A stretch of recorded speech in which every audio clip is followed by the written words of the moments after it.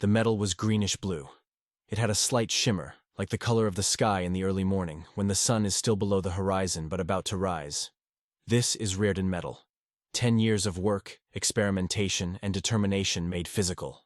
And the man who created it is about to discover that his greatest achievement will bring him not celebration, but contempt. Previously on Atlas Shrugged, we entered a world where the lights are going out.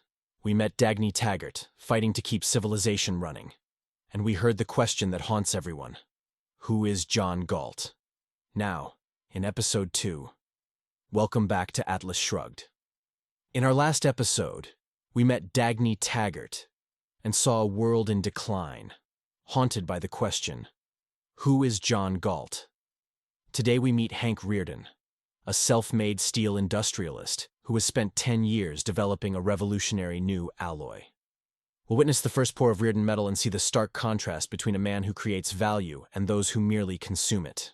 The chapter title, The Chain, refers to the interconnected relationships that bind characters together, both the productive chains of business and trade, and the parasitic chains of family obligation that drain the producers. The chapter opens at the Rearden steel mills in Pennsylvania.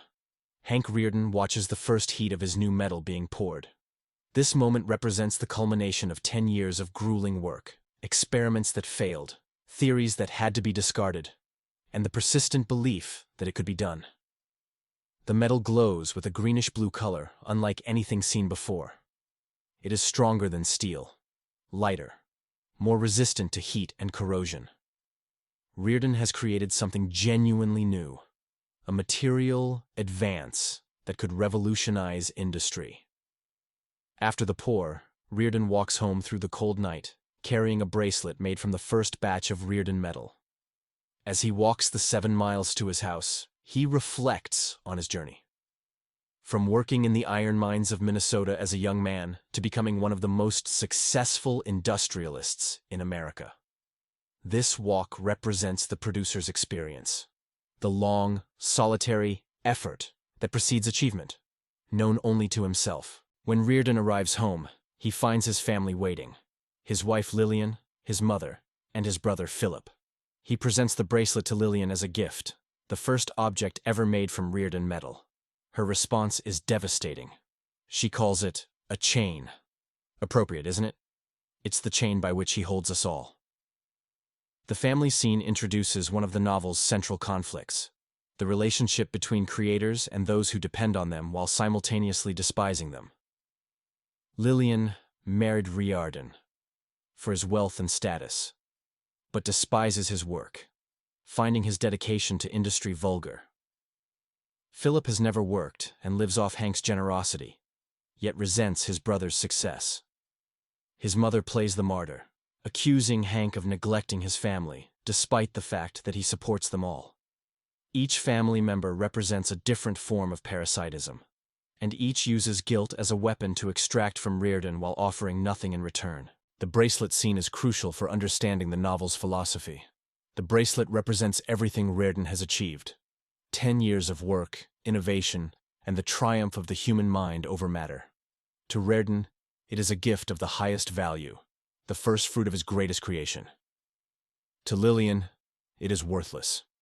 She would have preferred diamonds, something valued by society, not by actual achievement.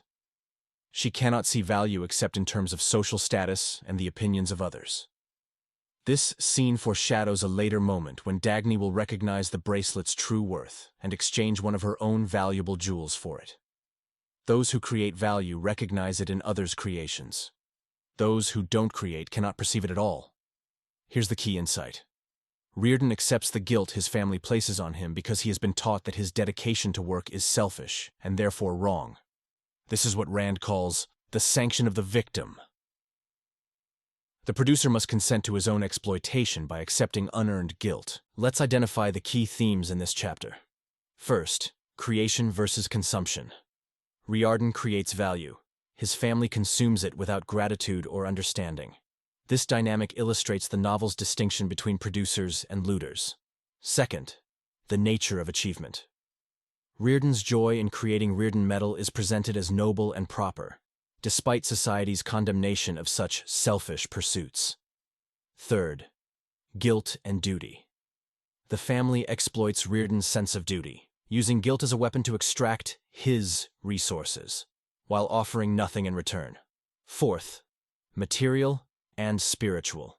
The chapter challenges the false dichotomy between material and spiritual value. Rearden's medal is both a physical achievement and a spiritual triumph. The material is the embodiment of the spiritual. Let's recap what we learned today. Hank Rearden is introduced as the archetypal creator, a self-made man who has spent 10 years developing Rearden metal.